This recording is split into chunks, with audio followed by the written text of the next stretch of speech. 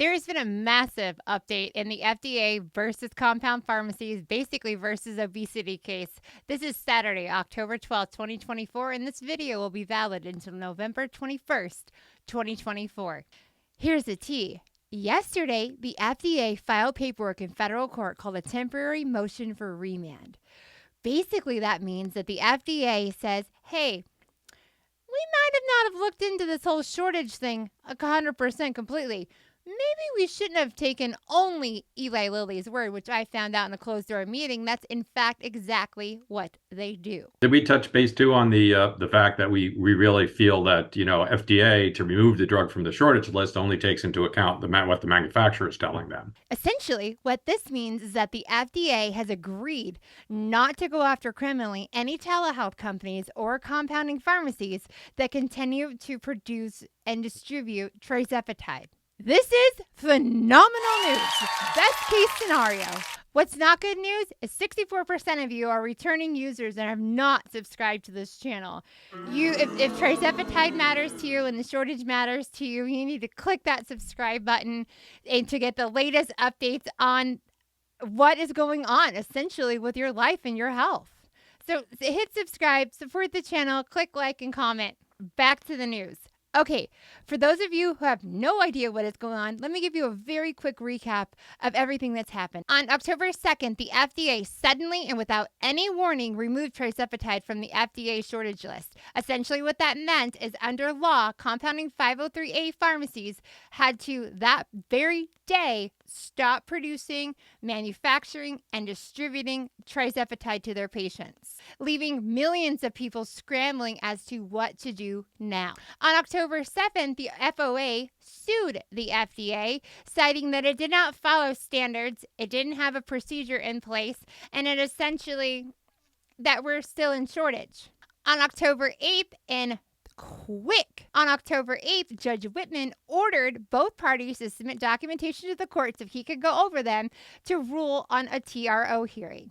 We thought that that was going to be the day. On October 9th, I was extremely honored to be the only content creator and user of Tirzepatide to be invited to a closed-door meeting with the APC, another trade organization that represents compounding pharmacists from around the country.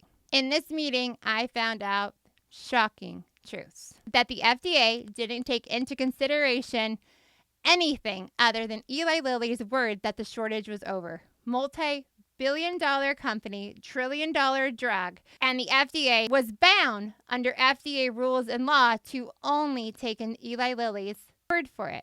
We are interested in expanding FDA's ability to draw from a broader range of sources. The current statute only allows them to consider data from drug makers, and we believe they ought to be able to pull from hospital, from health systems, from pharmacies. Certainly, these folks are on the front lines. If there is a shortage coming, they're going to be among the first to see it. And yet, FDA is somewhat bound by the law now that only allows them to draw from manufacturers. Like an honor system for billionaires. So that brings us to October 11th, where we had the motion for temporary remand filed and submitted by the FDA. Judge Whitman signed off on it. So what does that mean for you?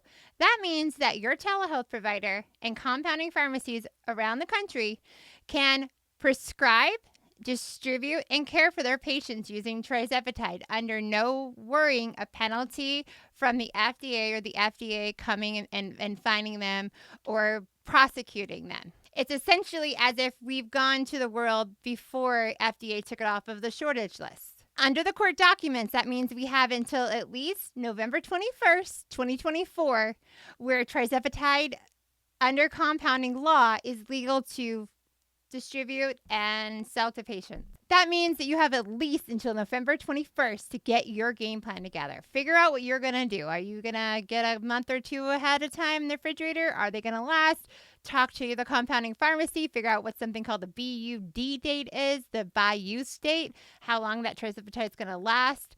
And then you have a little bit of breathing room to get a plan together. Telehealth companies have not disappointed today. They were out in full force telling you that they were back in business. So who's back in business? This is a list of all the telehealth companies that I know to be back in business. As I mentioned earlier, if you are not subscribed to this channel, please do so. It really, really helps the algorithm. And if you are using a telehealth company and you have any information on anything that's not listed here, please drop it in the comments below and help your fellow community members out. This is the time where we all have to stick together. So, who's still selling our drugs? First up, we have my company, Pomegranate, Ivy, Amble, MinuteMD, Mochi, and Zappy Health. Videos are already making their rounds around TikTok, letting everybody know that they are back in business. So far, this is really, really good news. But I want to remind you, don't get complacent. This is at least until the 21st. But Candace, they couldn't keep up with demand of everybody that was on compound, went to brand name medication. Eli Lilly this entire time has been playing chess and we're playing checkers. I have one word for you, Concord. Concord, North Carolina is Eli Lilly's new state-of-the-art facility. It boasts over 1 million square feet, 600 employees spread out on 400 acres of land, set to be fully operational by the end of 2024, this year, or the beginning of 2025. Manufacturing plant in Concord, North Carolina, which the company says will help relieve manufacturing bottlenecks for GLP-1 drugs. Here with more, Yahoo Finance's Anjali Kamlani, who got a firsthand look at the plant. There is a lot of demand for these drugs, as we know, and one of the only limiting factors has been supply. So this specific plant is going to be helping with the relief on those injectable pens. The company expects this plant, which is 1 million plus square feet, to be live by early next year, so 2025. This place is massive and solely dedicated to all of the problems associated with the distribution of Mounjaro and Zepbound. They are making the pens in-house. I'm not sure if they're making the API. As you go on to this week, I hope that this brings you a sigh of relief because this is good news. This gives you time to breathe, get a strategy together, figure out what you're going to do. Don't wait too long or we'll just be in this mess all over again. But make sure that you stay tuned for all of the latest updates. This week, we have some exciting guests coming on the show to talk about issues like GLP-1 plus addiction. What does that mean? GLP-1 plus extreme unmanageable pain and what GLP-1 drugs have done for them. And we even have a man who has lost over 200 pounds of quality weight loss in under a year. This is going to be an exciting week. I can't wait to bring you those stories along with the news and some of my own videos in the meantime.